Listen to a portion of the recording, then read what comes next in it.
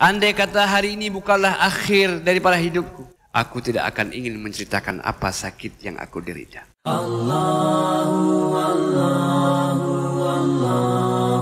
Jemaah rahmatullah subhanahu wa ta'ala, Imam Malik adalah ketika di penghujung hidupnya, beliau menghabiskan waktunya untuk mengajarkan ilmu. Dikatakan, wa inna dzalika ar-rajul al-'azim 'asha jazaan kabiran min hayatihi 'alila. Jadi beliau hidup di penghujung hidupnya pengabdian yang besar.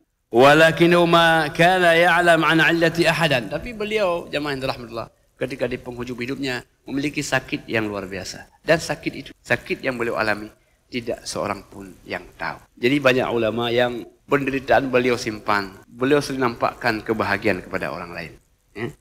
Beliau sering menampakkan kalau beliau punya sesuatu yang bisa beliau berikan. Tapi kalau ada sesuatu yang beliau rasakan yang tidak nyaman, beliau ingin bersabar dan tidak ingin untuk menyusahkan orang lain. Jadi sakit yang Imam Malik derita ini sudah lama dan tidak ada satupun orang yang tahu. Jemaah yang dirahmati Allah Subhanahu wa taala. Fakana ba'dun nas yadhunnuna dhunun haula hali. Banyak orang yang menduga kenapa Imam Malik tidak begini, tidak begitu, kan begitu. Karena tidak tahu apa yang sakit yang beliau alami. Wala yantiqu biha. Tapi Imam Malik tidak pernah mau menceritakan apa sakit yang beliau alami itu. Jemaah yang dirahmati Allah Subhanahu wa taala, kana dursu fi al-masjid. Awalnya beliau menyampaikan pelajaran di masjid.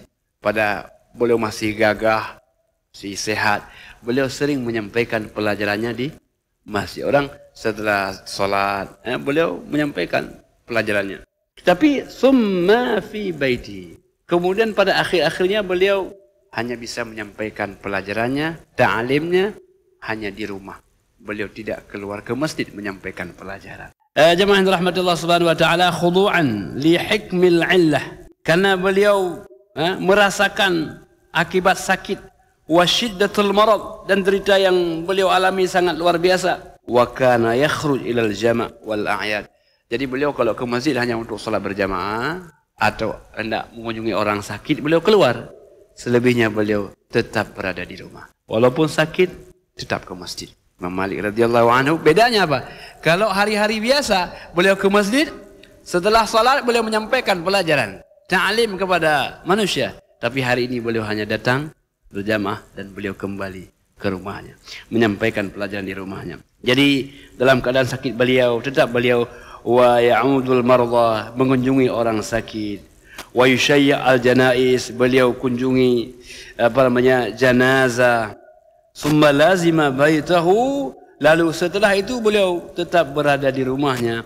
Walam yakhruj, dan tidak keluar. Di rumah saja, tidak keluar. Summa qata min ba'da dzalika an hadza kulli, setelah sakitnya keras, maka beliau tidak keluar lagi, di rumah saja, ya. Wa huwa la yatakallam bi'illatihi, dan beliau tidak pernah menyebut kenapa atau apa sakit yang beliau derita. Wa idza su'ila an maradih, kalau ada orang yang bertanya, Pak Imam, sakit apa? Beliau mengatakan, laisa kullun nasi yadhkur uzrahu. Kan tidak semua orang perlu menyebut alasannya. Banyak orang yang mengeluarkan alasan sebelum ditanya. Jadi kalau beliau tidak datang, kemah bunuh hanya lonjak karena belum ditanya sudah jawab alasan. Imam Malik mengatakan, tidak, kan tidak harus semua manusia menyebut alasannya. Kenapa beliau tidak datang? Kenapa saya tidak datang? Jadi jemaah yang dirahmati Allah Subhanahu wa taala, walam yadhkur maradahu, dan tidak menyebut apa sakitnya, ya, begitu waktu lama, illa sa'atan, kecuali pada suatu saat an hadaratul wafat, ketika wafat sudah mendekat, beliau sebut apa sakit yang beliau alami. Jemaah yang dirahmati Allah Subhanahu wa taala, wa qala, beliau mengatakan, laula inni fi akhir yaumin min ayyami hayati ma akhbartukum. Andai kata hari ini bukanlah akhir daripada hidupku, beliau sudah terasa bahwa ajal sudah dekat, kematian sudah tiba.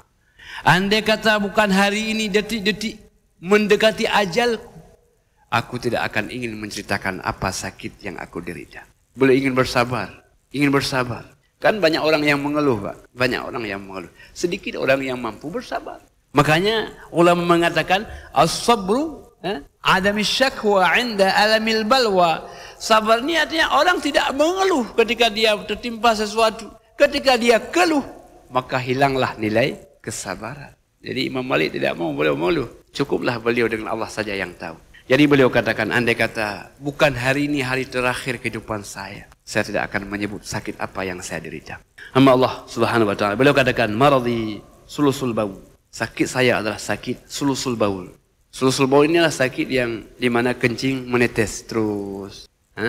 Kencing menetes tanpa berhenti, itu sulusul baul. Itulah sakit yang diderita oleh Imam Malik, dan itu baru tahu di penghujung akhir hidupnya beliau sebutkan. Andai kata hari ini bukanlah akhir kehidupanku, kata beliau, maka aku tidak akan ceritakan apa sakit yang aku. Jemaah yang dirahmatullah subhanahu wa ta'ala.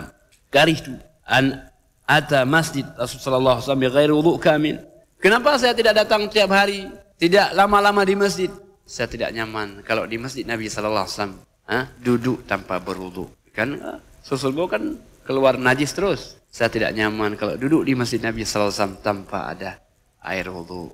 Itulah alasan beliau kenapa di penghujung hidupnya beliau sudah lagi tidak mengajar di masjid tapi di rumah beliau. Alasannya karena beliau tidak bisa lagi mudawamah alal wudu, tidak lagi bisa terus dalam keadaan berwudu. Jadi Imam Malik orang yang senantiasa senang untuk dalam keadaan berwudu. Jemaah yang dirahmati Allah Subhanahu wa taala, wa karihtu an azkura illati. Saya tidak senang menyebut sakitku kepada orang. Tidak senang mengeluh sakitku kepada orang. Fa ashku rabbi. Lalu aku hanya ingin menyampaikan keluhanku kepada Allah saja Tuhanku. Tidak kepada manusia, tapi hanya kepada Allah semata. Jadi jemaah yang dirahmatullah, semoga inilah kisah hidup Imam Malik yang, dan tentu banyak kisah beliau, tapi secuil kisah ini dapat memberikan dorongan hidup kepada kita agar hidup lebih bersemangat, hidup penuh syukur kepada Allah Subhanahu wa taala, hidup penuh dengan makna. Tidak ada waktu yang beliau lampaui kecuali memiliki makna dalam kehidupannya. Dan hidup dengan waktu yang singkat ini semoga dapat kita petik hasil yang banyak. Hadanallahu wa iyyakum ajma'in. Wassalamualaikum warahmatullahi wabarakatuh.